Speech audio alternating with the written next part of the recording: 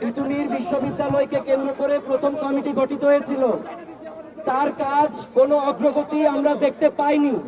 পরবর্তীতে আমরা দেখলাম 7 কলেজ নিয়ে যার পরিকল্পনা তিতুমির বিশ্ববিদ্যালয় কমিটির পরবর্তীতে সিদ্ধান্ত গ্রহণ করা হয়, সেটির অগ্রগতি হয়েছে, তিতুমির বিশ্ববিদ্যালয়ের অগ্রগতি হয়নি।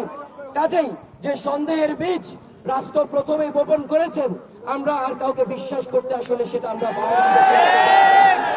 কাজেই স্যারের কাছে বিনীত অনুরোধ জানাচ্ছি, আমাদের দাবি যারা পূরণ করতে পারেন তাদের সাথে স্যার যোগাযোগ করে আমাদেরকে একটি স্পষ্ট বার্তা আপনি এখান থেকে ঘোষণা করে যাবেন। আপনি যদি আমাদেরকে আপনার সন্তান মনে করেন স্যার, বিনীতভাবে অনুরোধ করছি আপনার সন্তানদের যৌক্তিক দাবি আদায়ে প্রয়োজনে অনশনে স্যার আপনিও যোগ দিবেন। আচ্ছা, থ্যাংক ইউ। আমি তোমাদের সব কথা শুনেছি, শেষ কথাটা এটা যে বিশ্ববিদ্যালয় যে ডিক্লারেশন ঘোষণা এটা দিতে হবে, আর তোমার কথা হচ্ছে যদি না হন তাহলে আপনারা কি দরকার আসা এরকম ব্যাপার। আচ্ছা, তোমরা তো বলছো যে হয় তিতুমির বিশ্ববিদ্যালয় নইলে আমরা আমরণে আছি, এভাবেই জীবন শেষ হয়ে যাবে। সুতরাং এটা অবশ্যই একটা সিরিয়াস কথা এবং তোমরা সিরিয়াস ডিসিশন নিয়ে কিন্তু রাস্তায় আছো, এটা আমিও দেখছি, রাইট?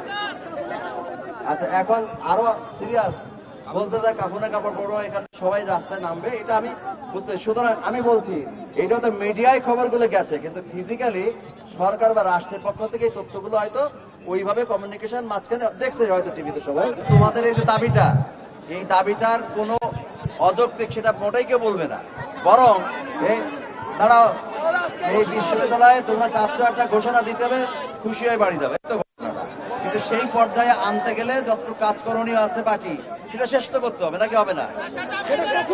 আচ্ছা, না এটা না, সেইটার জন্য